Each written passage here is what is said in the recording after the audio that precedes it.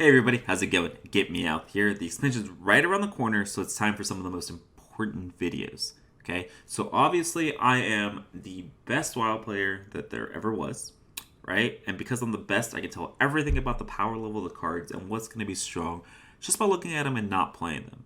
Okay, and so I know a lot of you guys play the WoW format because it's cheaper in the long run. You need to craft fewer cards from an expansion that are relevant in the WoW format.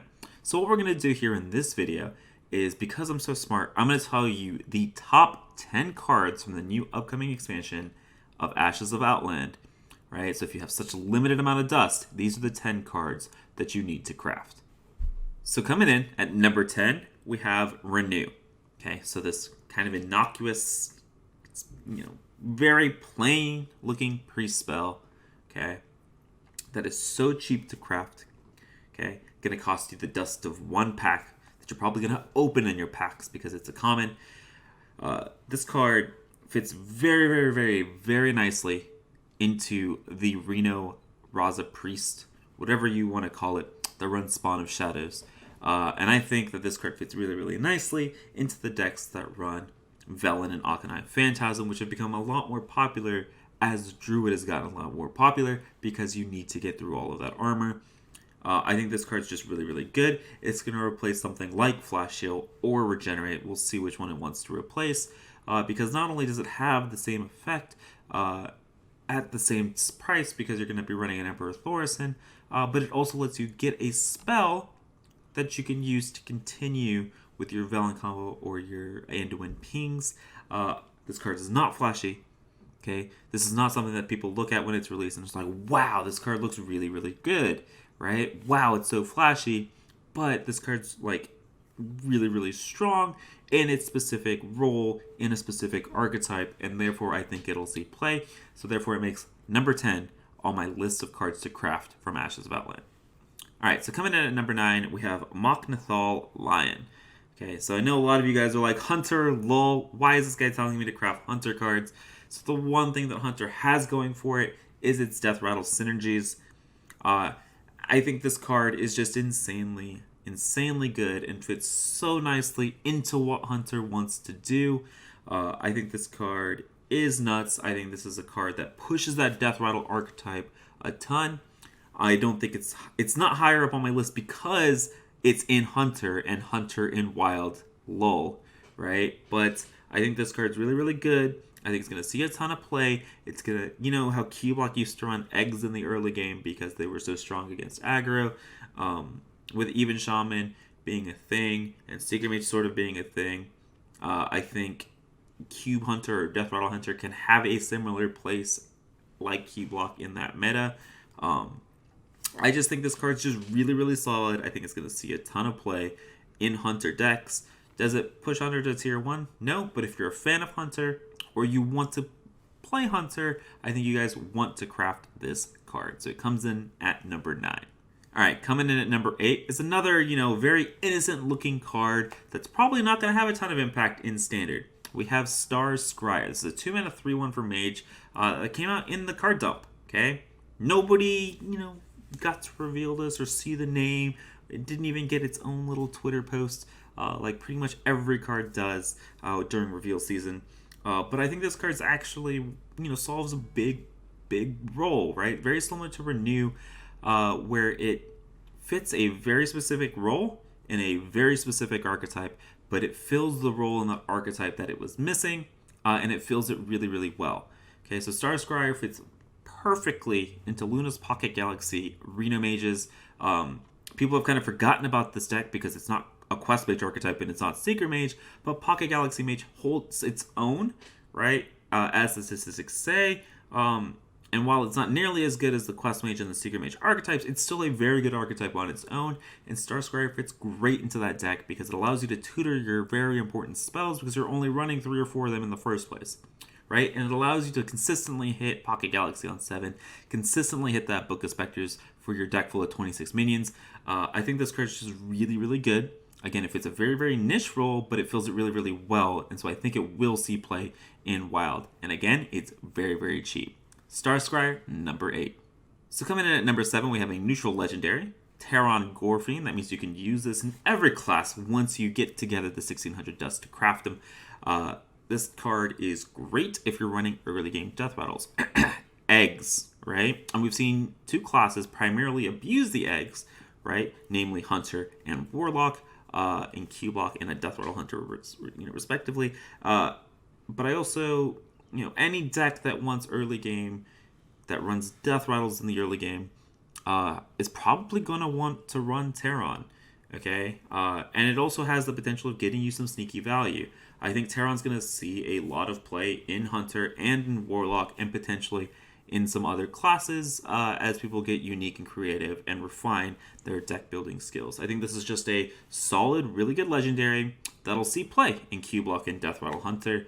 It's a little bit expensive. Yes, it is a legendary, but because it's neutral, you can use it in a variety of classes and a variety of decks.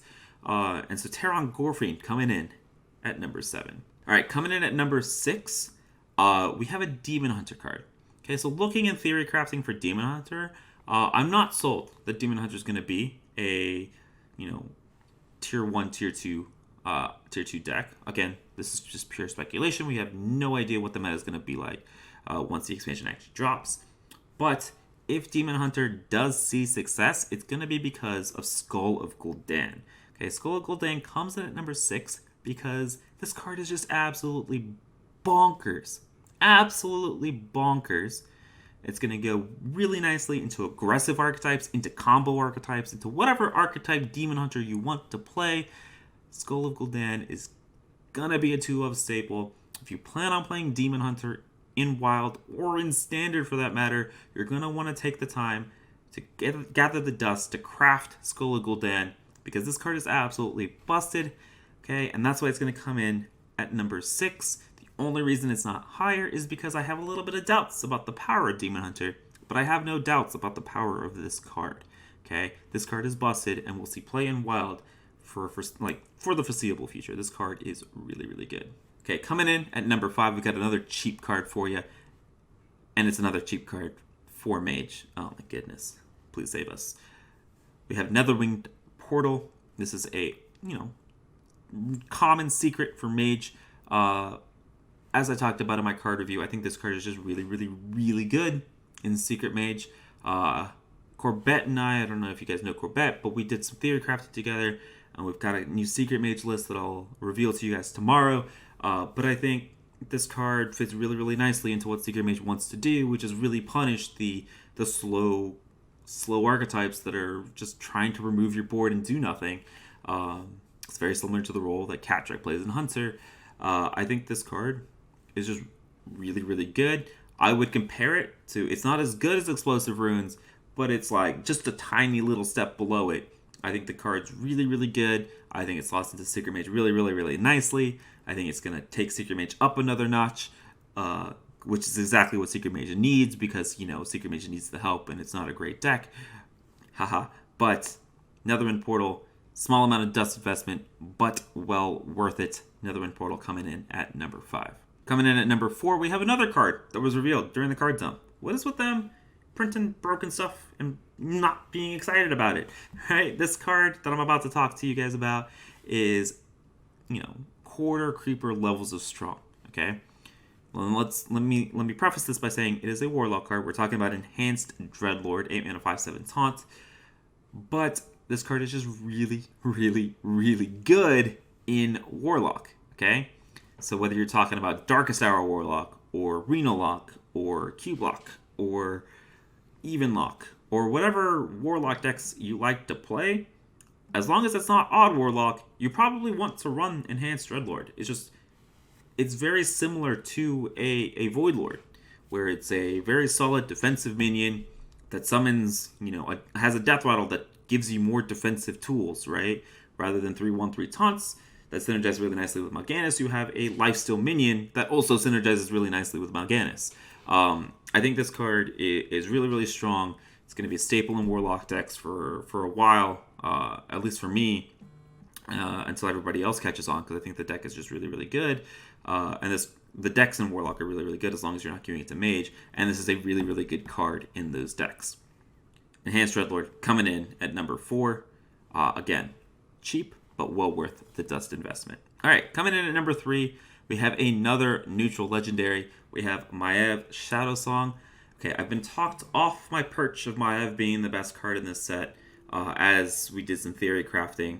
I get that it's not an auto-include into a lot of decks. Like, I immediately thought it was going to be, and like I probably mentioned in my card review. So sorry if I got a lot of you excited, but it is still coming in here at number 3. Maiev Shadowsong still is a really, really good card. Okay, and I do think that it's still going to see a lot of play, but there are situations. Okay, and the reason it's at number 3 is that there are situations where it's not the card. Like, you don't really want it in Rogue sometimes, or you really don't need it in Warlock sometimes. And so there are situations where this card's not good, which is why it's only here at number 3. But I think this is probably a legendary craft that you're not going to be disappointed in. I think you're going to be very happy with spending 1600 dust on Maiev Shadowsong. And again, this is a neutral legendary, meaning that it's going to go in whatever decks, right? So if you're a fan of Warlock right now, and then you become a fan of Shaman later, and then you become a fan of Mage after that, Maiev follows you and can come with you to whatever class you want to play. And so I think it's, again, a very, very good investment for you guys that are trying to watch your dust. Definitely worth it. Okay, coming in at number 2, we have another fairly cheap card that has an insanely high power level. Okay, we're talking about Fungal Fortunes at number 2. Okay, this card is just absolutely bonkers and wild, where the Druid decks have completely become all about drawing through your deck as fast as you can to get to your win con, whatever that win con might be. I think Book of Specters has been kind of unanimously agreed upon at this point. Okay, it took a while to get here, but a lot of quest mages are running Book of Specters to draw through your deck and find the important pieces.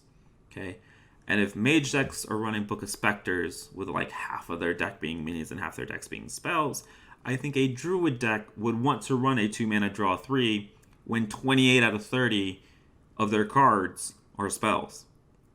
I think a 2-mana draw 3 in druid is pretty good, yeah? This card's busted. It's going to go in almost every druid deck ever for the rest of the time. Yeah, this card's busted.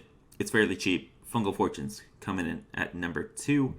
Alright, guys. And now, if you're going to craft one card, okay? One card. You only have 1,600 dust. Okay? For one card from Ashes of Outland, feel free to use it on whatever you want, because we have Kael'thas Sunstrider coming in as the number 1 card from Ashes of Outland. And, lucky for us, we get it for free. So you can use your dust on, another card on those lists, or whatever else you want.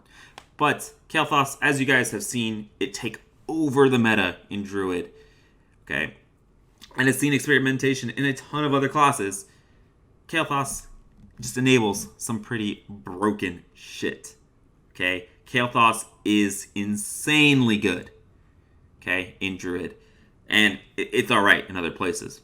But the fact that it single-handedly brought back Jade Druid, okay, and other Druid archetypes is actually just kind of insane to me, right? The power level of this card is very similar to like the power level of Vargoth, okay? That's he's playing Quest Mages and a Big Priest.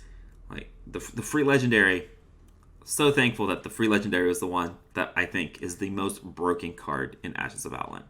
So while Kael'thas takes the spot at number 1, okay, you can use that hard-earned, save dust on any of the other cards here in this video, or you guys can check out the other video here, which is my top 10 cards, okay, that I'm most looking forward to, that I think are the most fun from Ashes of Outland, if you're looking to have a little bit more fun. So this video is a little bit more competitive. I know some of you all out there do enjoy that. So I hope you guys enjoyed my top 10 cards from Ashes of Outland. I'm sure that there's going to be a lot of debate and discussion out there, because I know a lot of you guys are probably going to disagree with me. All right, I know you guys are. So if you do, drop a comment down below and let me know whether you agree or what you think should be in that top 10, or what you're going to be spending your dust on. Okay, I hope you guys enjoyed the video. If you guys did, make sure you like and subscribe here to the YouTube channel. It's free. tons of support. And make sure you guys head over to my Twitch channel, twitch.tv/GetMeowth, where I'm streaming pretty much every day. And I'm going to be streaming 7 days a week once the expansion drops next week. Okay? Appreciate you guys watching. Hope you all enjoyed, and I'll see you guys next time. Later.